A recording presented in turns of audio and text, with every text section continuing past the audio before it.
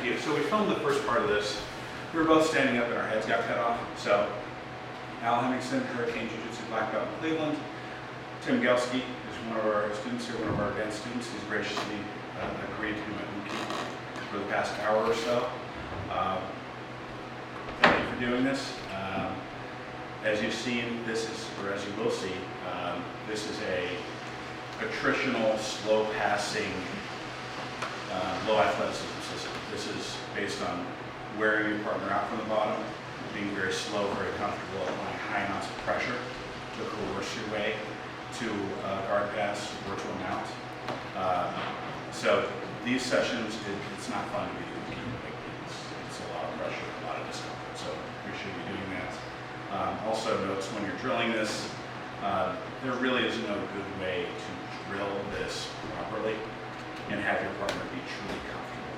Like the whole methodology here is about driving all of your weight through your partner, constricting them, holding them in a comfortable position, creating asymmetric workload, making them more tired, faster than you, equalizing any deficit in athleticism.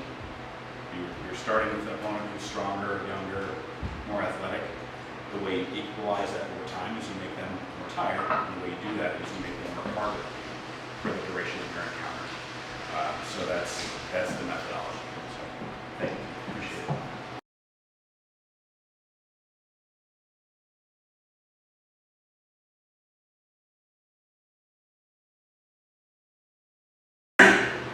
In the first part of this, we're going to get into the basics of kind of the headquarters type of position for this, and the basics of advancing to the finish. And then we'll get into details of how to enter, different variations, how to troubleshoot, priority of operations. And so, right down here. We're going to do this all one-sided just for the sake of visibility. If you turn towards me, yeah. So, the basic part of the system, knee drive, is we're going to start assuming that we've achieved this. One leg in, one leg out. The biggest idea here is I want to keep my opponent flat throughout. And this really starts at the hips and eventually climbs to the upper body. So what I mean here, there's a couple of things we're going to do. Left hand is going to anchor on the hip. And I'm going to adjust my height such that it's difficult for Tim to bring his knee over top.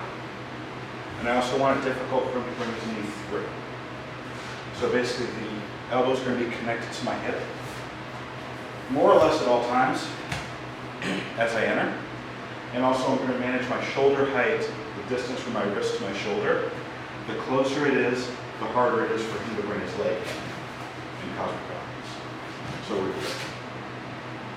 The other objectives I'm going to use basically my hand here on the right hip and my knee and the other side of my body on the left hip to coerce him to be flat. So I've achieved the hip control here. I'm going to move my knee in. My knee is going to turn into his hip, and I'm going to twist my foot out this way. This has two effects. It drives my weight into his hip, so it's more likely to force him flat.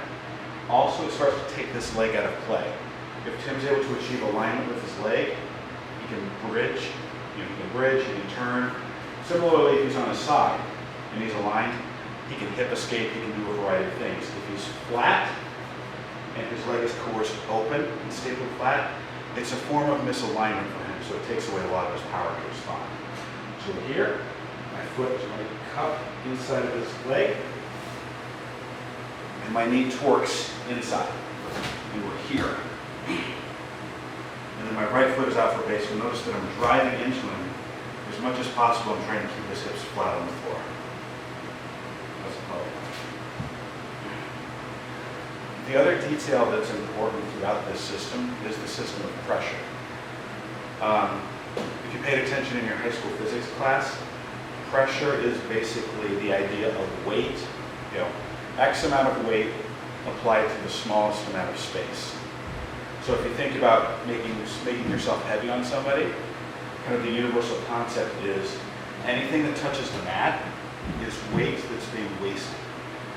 It's not the mat or the ground is carrying my weight, it's not my partner that's carrying it. as much as possible, I want my partner to carry my weight. As much as possible, for as much time as possible. That's one idea here. The other idea is, again, this is a slow passing system, so this is kind of a battle of attrition. I want to create as much as possible an asymmetric workload between myself and my partner where I can be relaxed, employing relatively low levels of effort and athleticism, where at the same time, my opponent or my partner is working very hard. And that creates asymmetric workload over the time frame of a long match or of a long encounter. I can overcome any deficits I have in strength, speed, athleticism, youth, by virtue of just wearing my opponent down. Over time, I can make a superior athlete more equal to me in athleticism by virtue of asymmetric workload. So you'll notice here, here, it's hard to see, but my foot is actually going to float above the ground. If you can look through the hole, it's kind of like this. It doesn't have to be inches off the ground, it just has to be enough to slide a piece of paper. And you'll notice the only thing that's touching the ground on my body is my foot. And it's driving into my partner, holding them flat, coercive pressure throughout this process.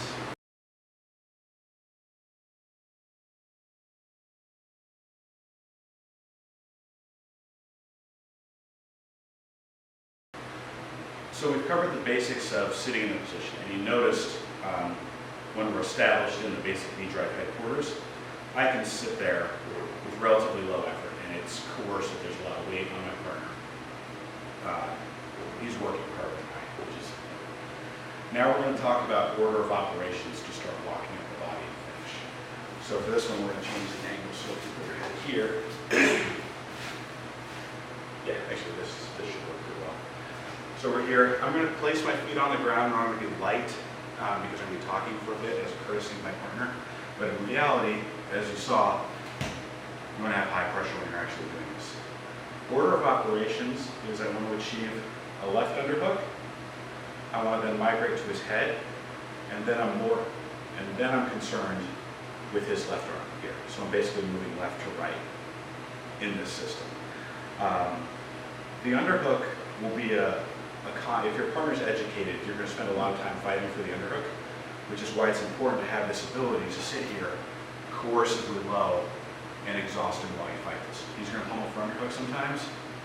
We will come back, keep fighting for this. There are a couple of ways I can achieve underhook. So the classic way is I achieve it here, and we start to move him flat. It's less about the underhook, and it's more about the idea this is the next level of this body that I need to keep flat. So I can do this in a couple of different ways. I can actually do this with my elbow. So he's tight, he doesn't want me to underhook him, I can't achieve it, that's fine. I'm going to come here. Cup the shoulder, drive, elbow to the ground, and basically achieve the same pinning action with the elbow instead of the full underhook. Next comes the head. The head, I think, is underutilized in most knee drive systems. I think the head is incredibly useful as a tool to do a lot of it. It holds your opponent flat, but also it coerces them into giving you passes, and it coerces them into giving you other opportunities just because it's so uncomfortable. So head, same idea. The head is my next thing I want to achieve, keeping flat. The head can go under the chin, is my preference. I want them to turn away or go forward. Either way works. In this system, it kind of depends on what's available to you. But this, you can imagine how awful this is if I'm putting all my weight on. You can also put your head onto this side. This side is less productive. It really doesn't do much for you. Really, I want to achieve is a cross face, and I want to achieve his head stuck on the ground where he has limited ability to turn. Next side is the underhook that I want. If you have a gi, you can do this. It's less power, and you notice that I have to turn and relieve some head pressure to be effective with the gi grip. If I choose for underhook here, this is really difficult for my partner to deal with. I can hold him completely flat. So the order of operations is left side, my left, My head, my right side, most of the time in this system. Another principle of pressure, you're going to notice my elbows don't touch the ground. And my hands barely do in the ideal scenario. We'll take a look at this. It's a mistake in my view to underhook and then place this on the ground. Again, the ground holds my body up. I want my partner to hold me. So I achieve the underhook, and again, I don't lift inches off the ground. I just need a little bit of pressure. You can see that on the camera. My arm just basically floats a little bit off the ground, and that transfers all my weight to my partner. So you go here, here, here. Nothing is touching on my body except for my toe. I can touch my fingers to the ground for balance here. Here. But this, again, this is just for balance. If he struggles in a real construct, we're tipping. If I need to touch, I can to retain my balance, but I don't need to hold the position. Another detail here. If I hold deep in the armpits, Tim can clamp his lats, be very strong, and it can possibly off-balance me. So when I do this, I want to be at the long end of the lever.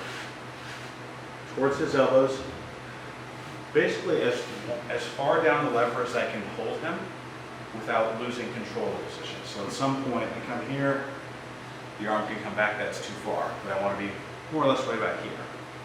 Here, and my hands can be a little bit wide for balance. So I'm well balanced, coercive pressure on my partner, and I'm here, working for the position.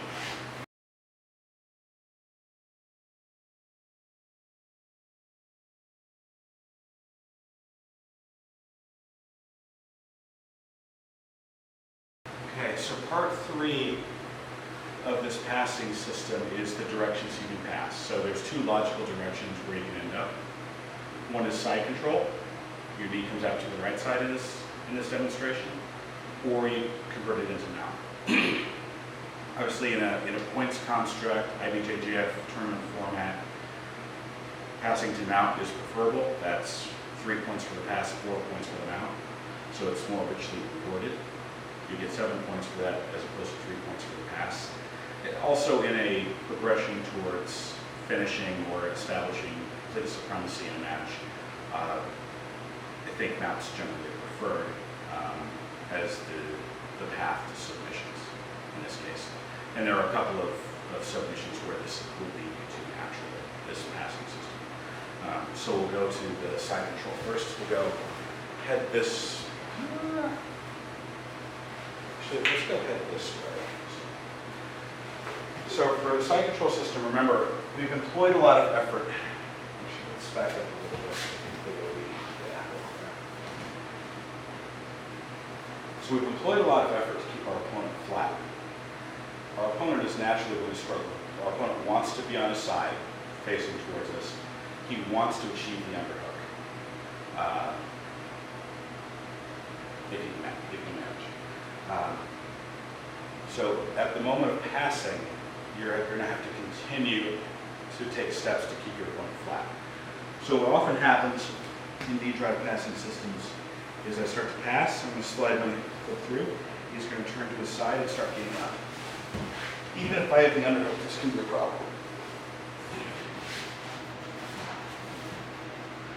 So basically, that same system of I have to pin the lower body flat, pin the upper body flat, establish the position. When I consummate the pass, again I have to walk up the body. I have to pin the lower body flat, continue to maintain the upper body flat, and then finish the pass. So the important detail here, and again I'm trying to do this light as a courtesy to my partner, so you'll notice at points in time, my knees on the ground, my toes are on the ground here. This is intended as a courtesy when you're doing the pass. There's no way to properly drill this and have your partner be comfortable. Discomfort is a prerequisite here. So, you're here, got my double underhooks. I'm starting to slide out. Tim is going to naturally be closing his legs around my leg, trying to grip this. He doesn't want this pass to happen. It's very difficult to pull your foot straight forward. And actually you don't want to. Remember this idea that if I pull my foot out, and I haven't secured the lower body, he's going to turn to the side, he's going to come up, and I have problems. Other two. Okay. So I actually want to come out this direction. It's easier to extract my foot, but also it's going to facilitate my ability to keep to the flat in this case. So, the underhook in position, he's clamping around my feet in some way. This is kind of inevitable, it's hard to stop. We're going to turn my knee this way. And slowly extract it this way. That's great. Remember the same idea about pressure here. This leg on the ground is a lot of weight that's wasted because the ground is holding it and my partner's not holding it. So my leg is free, I'm floating. You can move paper underneath my body. The only thing that touches my ground is, in this case, 2 feet at the toes. So he's going to naturally turn to his hip, turn to his side. He wants to fight this, right? Combination of weight up, and I'm going to drive my hips backwards. This flattens his hips out. So he starts with his hips turned to the side. I'm free. I have to drive him flat to consummate this pass. Hips are up, walk backwards, drive him flat. All the while, my head's low, hands are in good position. Here. Now I can come up and finish the pass. Same idea, getting all the way to the top. My arms don't touch the ground when I'm finished. I have the underhooks, but they float. All of my weight drives to my partner. I'm here. The only thing that's touching the ground on my body is my toes. Here. Now I'm past. So again, asymmetric workload. Throughout this process, you have to make your partner suffer a little bit. There's a mental advantage you gain, there's a physiological advantage you gain by doing this very slowly.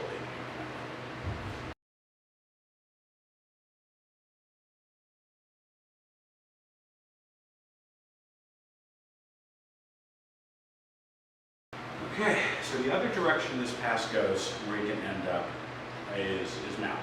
So we'll cover, there are a couple of paths and a couple of grip variations that matter for the mount pass variation, which we'll get into. So maybe if you want to lay head this way as a starting point.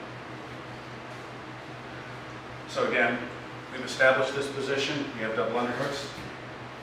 We have a chin underneath. So when you're attempting to mount, there are a couple things that can happen. One, if you're always in danger of your partner having strong lats and pulling your arms in like this. Here, it's kind of okay. You can manage your weight so you're not going to get flipped. If you end up in mount like this, and your partner is strong enough to collapse your shoulders, you're going to get bumped and rolled.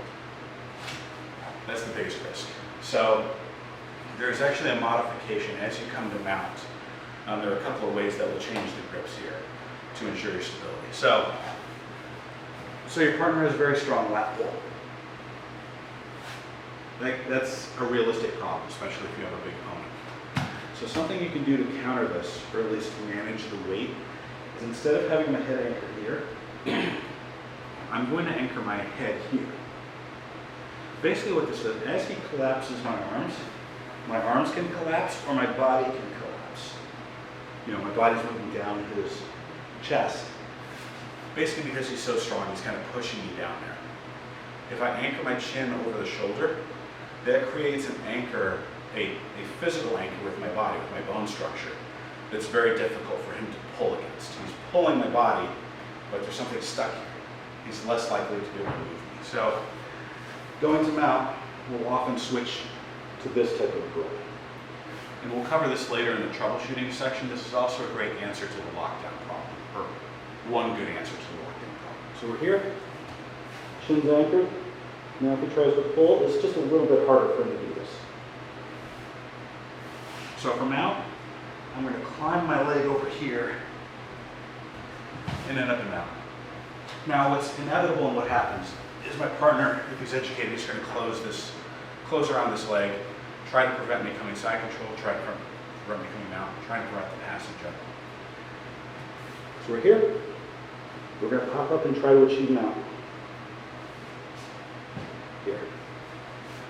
Now we're going to turn the other way so you can see the footwork on this. Basically, I'm using my right foot to pry an opening with my left foot. And I may have to pry this a couple of different times to actually finish the pass. So we're here. Under the underhook, my head is in the right place. Move them over. Now my foot's going to, my knee is out, away from the body for balance. I'm just going to put my head up so hopefully you can hear. My knee's out wide, here, away from his body. My right foot is going to come on top, and I'm going to slowly pry my left foot out.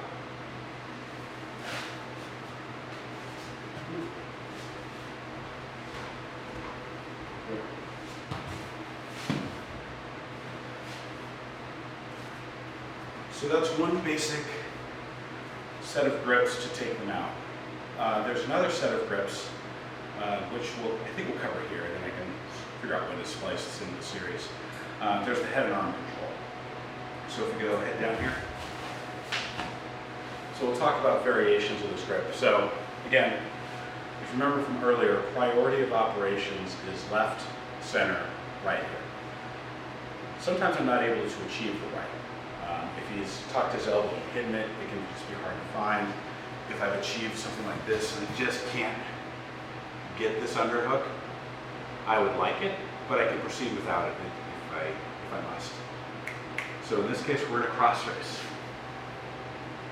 Hold here. Let's back up, maybe a foot just in case here. So again, remember the important details here. If I cross face and hold him like this, put him on the floor, and if my forearms touch the floor, it's wasted weight. Again, he has to carry my weight, not the floor. So my knee is going to come off the ground, also my forearms. And I hold as much as possible like this. The other idea with the head position here is I don't want to cross face around the chin. What I want, because that's kind of comfortable, knee kind of slow. What I want is I want his face turned almost upper right this way. It's misaligning his spine, which takes away a lot of his power. It's there's a lot more weight in this section of his body. He has to carry this weight. It's also physically uncomfortable, so it starts to enter the mental game here. So when I set cross face, gi or no gi, you can pull collar or pull head. I'm going to pull head a little bit, and I'm going to put shoulder kind of like right on the cheekbone, kind of maybe between, right on the cheekbone, maybe closer to the ear. And I want to pull and create this torque. We now set it. You'll notice joining the hands is kind of optional. If I want to create pressure, I don't have to struggle to join the hands. I just have to create coercive pressure in my partner. So we're here, here, and basically the same idea. My left leg is going to start to work. Try to achieve mount. My right foot is going to come in where my knee was. So here, here, here. And we're going to shake, shake, shake. And come out. Again, I would ideally, in a perfect world, if my physiology allowed it, I would love for everything to float. For this variation, you may just have to put some weight through your opponent's cheek to hold it flat to coercively finish.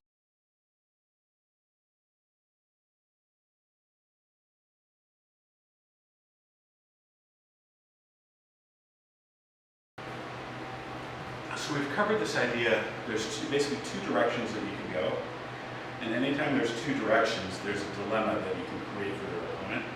So in reality, I have this idea that I want them out. I would prefer it 7 points, puts me closer to finishing positions that I like, but you may not always get to choose depending on the opponent that you're dealing with. So what you'll start to see here is that you can actually switch back and forth between these positions, between these pass options, and basically you go through the door that eventually is open. So if we go back to hanging ground, we'll start here with the original position. Double underhooks, and let's say we're trying for a route, we're going to stay here. closes his legs. I start to come here, but he starts to turn. Maybe he's just, hip bumping. He's doing, you could feel a little bit more active. Yeah. Or he's steering to the left actively, where it's just harder for me to get this. I feel like this is at risk. I'll come this direction. And I'll take a side control pass instead. And similarly, you can move back and forth between these. So basically the movement's analogous to that old neon belly drill where you switch sides. Basically, if you watch the footwork here, let's maybe turn around so you can see a good example of this. But basically there's an order of operations with the legs to switch back and forth here. So here, and again, I'm putting weight on the ground kind of as a courtesy. I don't want to just smash on poor Tim for an hour here while I talk. So here, foot's out wide for base. Left knee comes. Right foot finds the hook. Right knee is out for balance. I'm attempting to shoot out. Switch.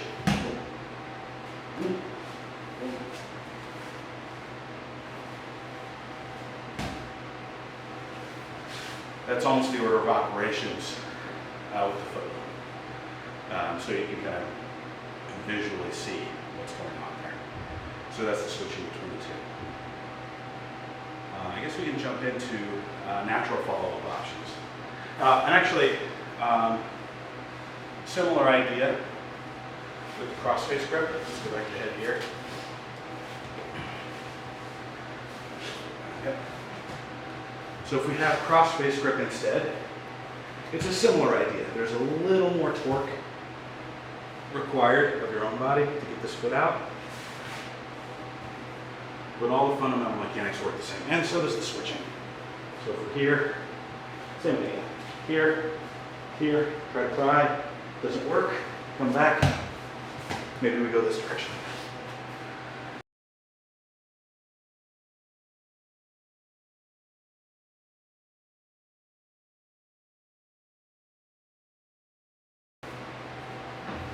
Okay, so I describe this as a knee drive system.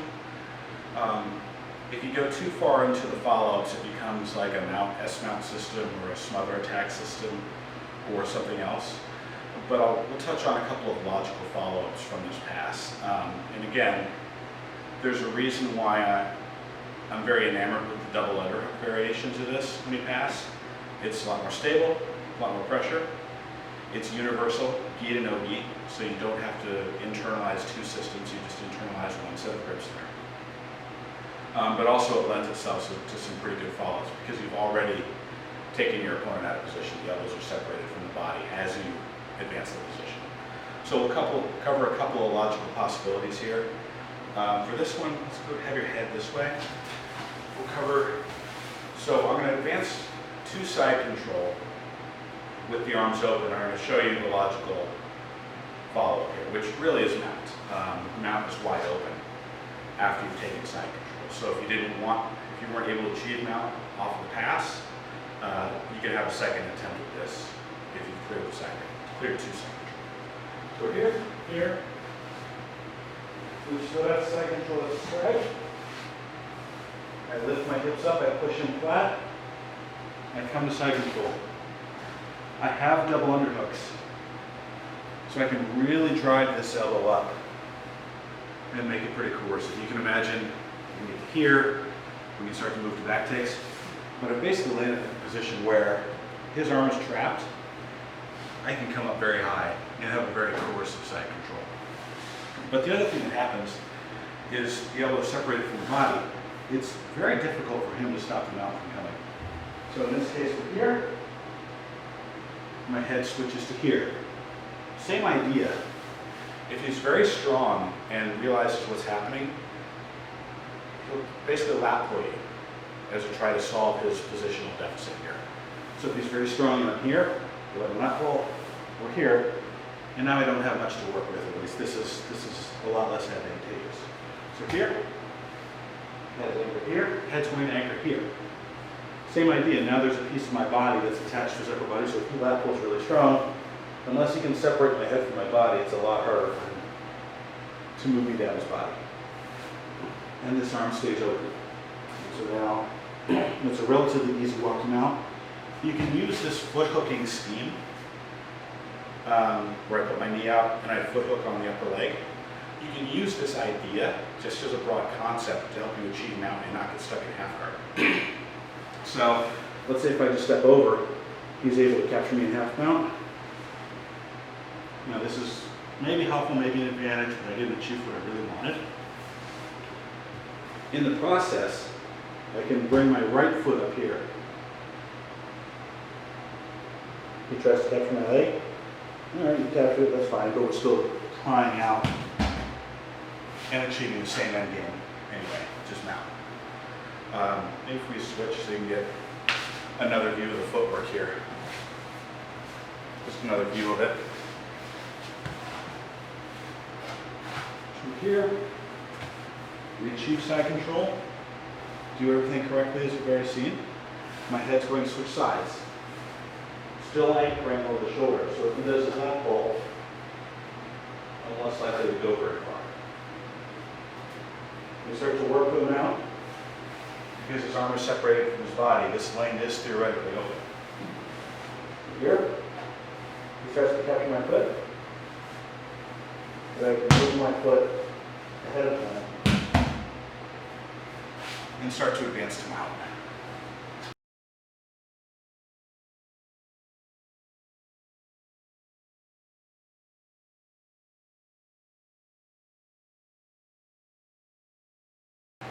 Okay, and then the last follow-up we'll cover from here, obviously you might see this one coming. You land in mount, you land with double underhooks, so this is a great pathway to high mount, S mount, arm attacks, smothers, all of that stuff. So just to briefly touch on that idea, we'll go ahead down here. And again, this is a knee drive system, so it's not a mount attack system, so we'll kind of cut off the trail of breadcrumbs right back here. So here, anchor, switch, land. Now we land in double underhooks. A couple of ideas here. Wide hands will prevent an explosive, desperate bridge. So a couple things the opponent will do right when they mount. Again, in like an IBJJF rule set, there's a few seconds to establish the position. So your opponent will usually go crazy trying to dislodge you in the first couple of seconds. So the super lat pull comes into play if he can collapse his lat and roll you. That's one way out. So I'm going to go kind of extra wide, extra anchored, and I might even drop grapevine hooks here. So if you can see, I might drop grapevine hooks right after I land just to hold the position. The other thing that happens is opponents will try to turn to their side and say knee escape. So if you're going to say, yeah, try to do that. Again, strong fixation on the underhooks is important and will help you hold that position. If I hold the underhook, he can't turn to his right and he can't knee escape. The other thing that happens, let's go head this way, is there are some footwork things that people will do to try to dislodge the mount right after you establish it. So we've landed here.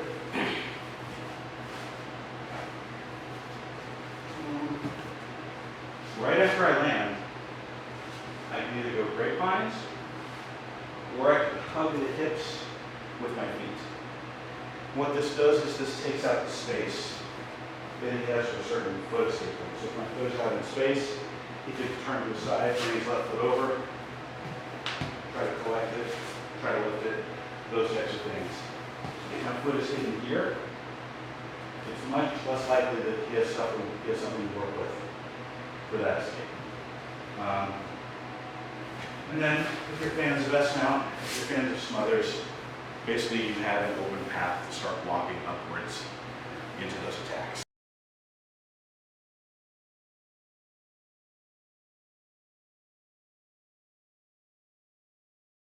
So, before we get into troubleshooting, which is kind of probably one of the most interesting parts of this system, I think, we're going to cover a couple of ideas on the entry to this, how to get into this position. Most commonly, you enter from seated butterfly guard from the top. So we'll cover a couple of ideas of how to get in here effectively. So we'll start, Tim, you can sit, butterfly will stand here. So you're standing, your opponent's in seated butterfly. You do knock your opponent down and enter the position. This is usually the most common way.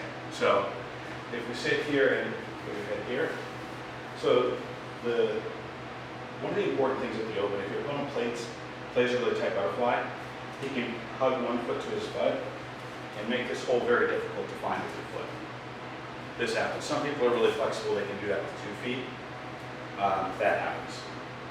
Actually, let's back up just a little bit for optics. So there are a couple things you can do to try to naturally open the hole for your foot.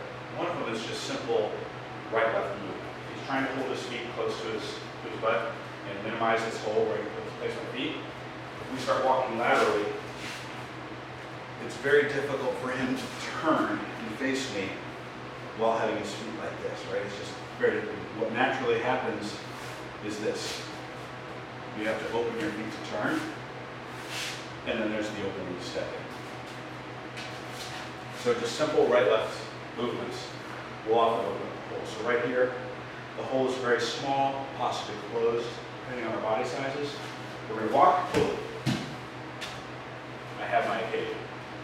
Walk usually, if I'm entering the left foot, we're going to walk right and step left, because I want to drive the leg to be able to move my opponent down.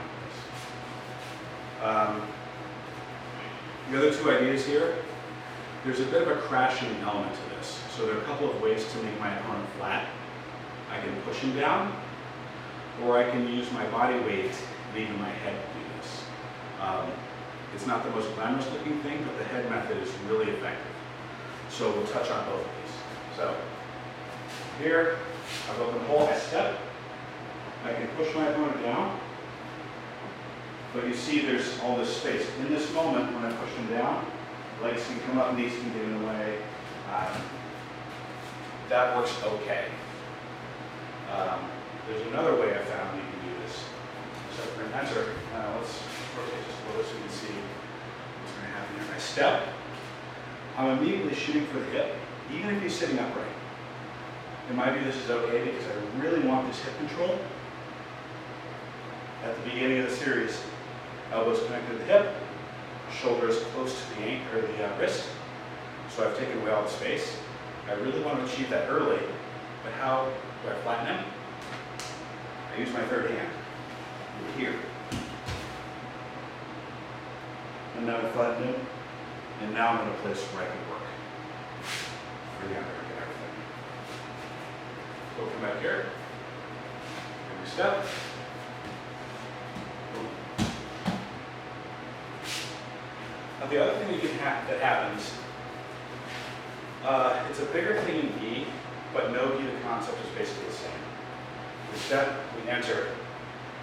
This leg is problematic. I have to beat this leg. If he puts his foot up and puts it on the hip, I don't have much to work with. So I need to beat his leg at the outset. So really, and again, another reason why I don't like hands on the upper body is I need to address the lower body before I come up. So here, if I have gi, I'll grab the pants and stuff them down and throw my foot over. No gi, similar idea, it's just to check on the knee. I don't want his foot coming up. I need to take a big step and to achieve weight out here. Okay?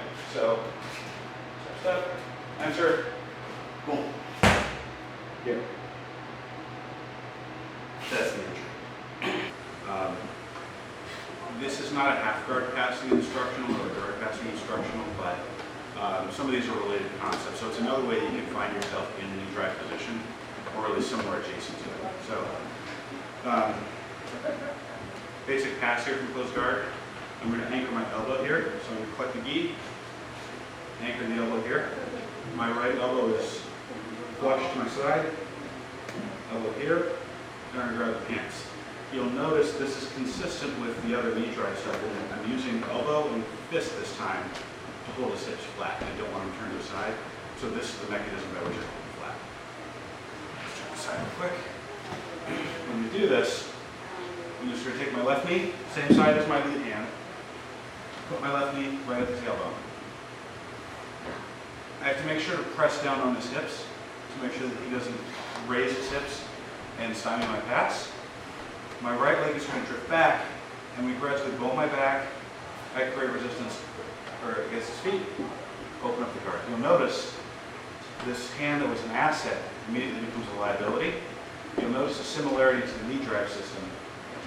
My hand is going to come back here. I retract my elbow to keep it safe from arm bars and other attacks. Now, another similarity, I'm going to push down this leg, step over. Now this becomes a half guard top passing exercise. But again, it's a related idea. The concepts do port, and you'll find yourself switching between half guard top and knee drive top. Again, it's not a half guard passing instructional, so you've got to kind of cut this off at some point, but this is where we are. Same ideas. I have to control the hips, keep them flat, and then I have to advance my position, controlling the top and keeping it flat. And so, when you fight for underhook, head control is always good.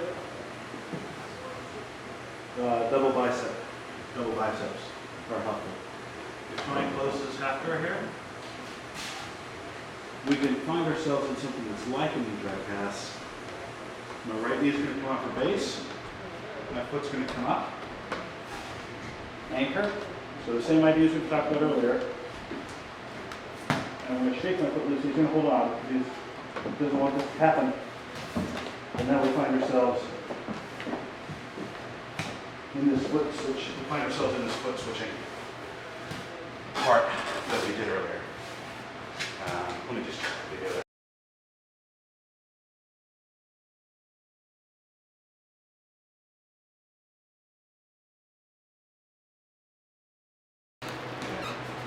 So this is the troubleshooting section.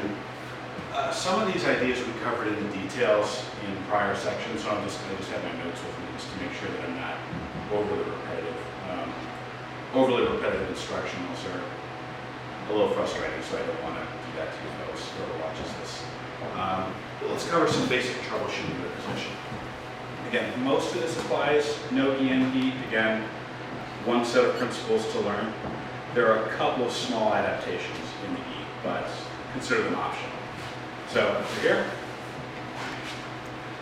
So the first idea is I don't achieve the connection, the elbow-hip connection I needed, and he's able to get his knee in. I can't advance with this going in.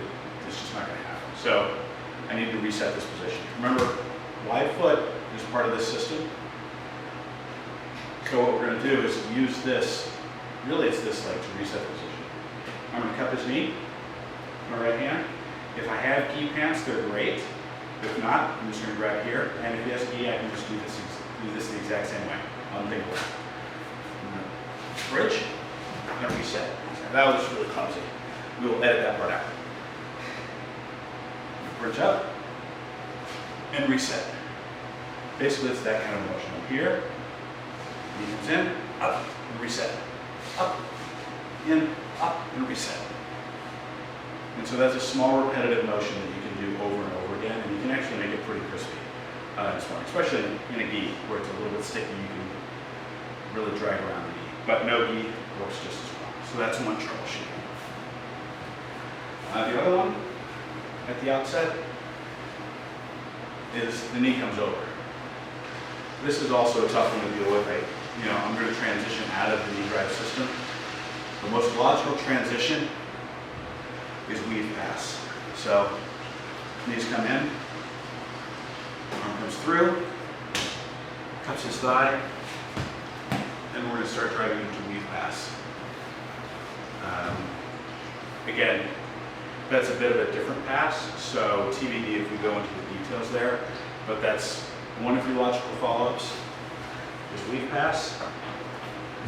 You're still not making progress. Switching to double leg control on the Khabib style pass is another logical follow-up that I found useful. He beat you to the underhook. Underhook is life, so it's pretty bad. So if he's got the underhook, there's absolutely positively no way that I'm going that direction. Because if I go, I'm going to get my back taken by a good player. I absolutely cannot advance without the underhook. Do not try it. But I can neutralize the underhook in some ways. Remember, I've created a position where I'm relatively comfortable, and this is almost like a headquarters. I can stay here with relatively low effort. Even if he has an underhook, some form of underhook, he still can't do a whole lot. I'm still driving him relatively flat, but I do need to address this. I'm stable, and I don't immediately need to depart, but I do need to address this. This is part of one. So, underhook, just put the elbow in front. This is often where that elbow staple comes from that I talked about earlier. If I can't get the underhook, he's really tenacious, he's really aware. He's not just going to give me all of this, but maybe I can get this and drive my partner flat. So that's one method of troubleshooting. Moving him across face. Start working from here.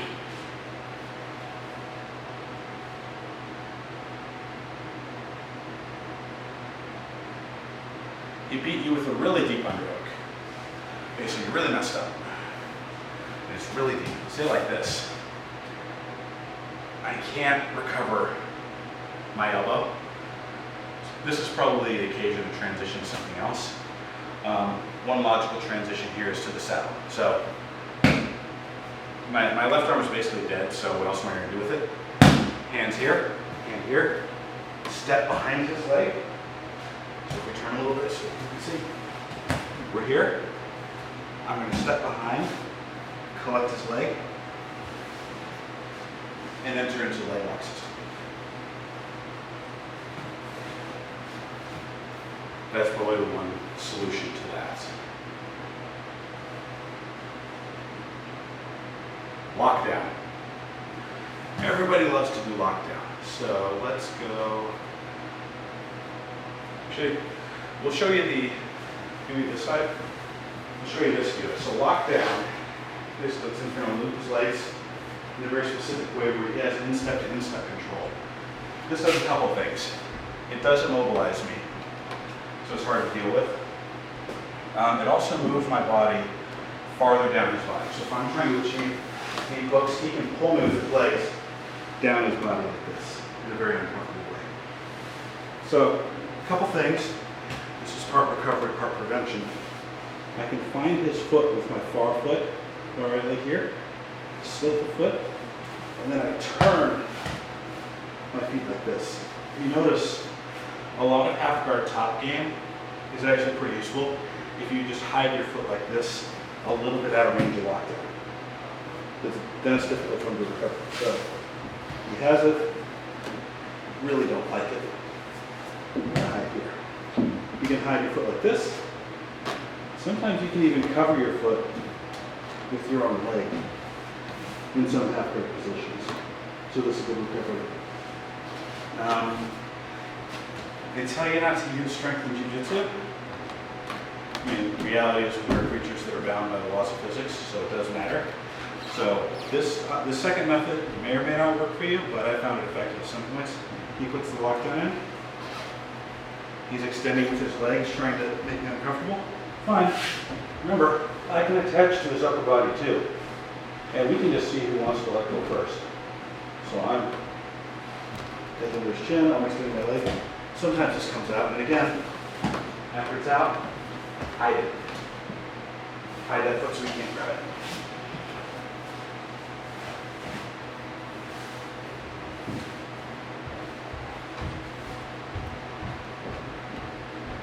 So there are a couple of other escapes there, a couple of troubleshooting. So there's one troubleshooting detail here we're going to add. Again, this is truly this is from half guard top, but there are, these are related enough systems, and you'll be moving in and out of these. If the difference between half guard top and knee drive is basically my knees out or my knees in. We talked about in other troubleshooting sections about the issue of guy just pushes your knee down, puts you into lockdown, and you have to deal with that to recover the knee drive. So these are related enough, I think it's worth including. But again, this isn't a half guard passing instructional, this is a knee drive system. But the one troubleshooting idea here, remember the order of operations from earlier.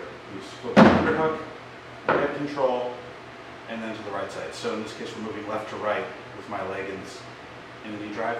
Same idea for half guard. But here's the troubleshooting. I achieved some semblance of underhook, and then his arm is very active. So he's cupping my bicep, pushing on me, really preventing me he's preventing me from cross-facing, he's preventing me from underhooking, but also if he really stiff arms, this really starts to impede my head activity. Right? I can't achieve a good head position. So this is one case where you'll actually depart from the order of operations. Instead of going left, center, right, I've got to defeat or deal with this, this problem arm in place. In half guard top, it's more common to find this situation, but again, it's related enough. I felt that we should include it. The way I think about this idea is I have a 3-on-1 advantage versus this arm, so I should be able to defeat this. I have my own arm, I have my knee, and I have my head, which is better than his head because mine is more mobile, it's on top, he's stuck on the bottom. So I have 3 devices to use against his one device. So there are a couple of simple ruses here, simple tactics to try to defeat this arm. So I have the underhook, it's being very difficult with this. I can palm and try to swim, but also I can engage my knee. You'll find this either gi or no gi. I can pin his arm, find the occasion to pin his arm here, step over, and now again, remember, ideally you want 3 points of control, 2 underhooks in the crossface, but in this case I'll settle for the crossface and we can start to work on the pass. So we're going to crash, take the crossface, and now we can start working on liberating my left leg here. Last one, troubleshooting is the electric chair from lockdown. So we were in knee drive, I lost the knee position, he was able to recover it, he puts me in lockdown. And it's related to this stray far arm idea. He's able to fish underneath my leg, and he's going to throw me over and do the electric chair. So this is more of an early recognition. I have the underhook where I need it. He's going to take a little bit here, right here. He has the arm underneath. I'm in danger of being electric chair. So I have the underhook. At this point, I'm going to post it far because my danger is being rolled. So I'm going to risk losing the underhook a little bit. Remember, I can come back and fight for it if I'm able to get out of this. The other part of this is a deep and compelling crossface. Remember all the details from earlier. I need to coerce his head up and to the right and make it very uncomfortable for him. At the same point that I do this, I'm going to leg extend. So basically I'm going to upward movement with my shoulder, downward movement with my leg. I'm going to separate his head and his hand. This takes away a lot of his power. I may lose the underhook in process. So I may fight for underhook. Okay, that's fine. We're going to have to come back to some of these principles using the elbow here.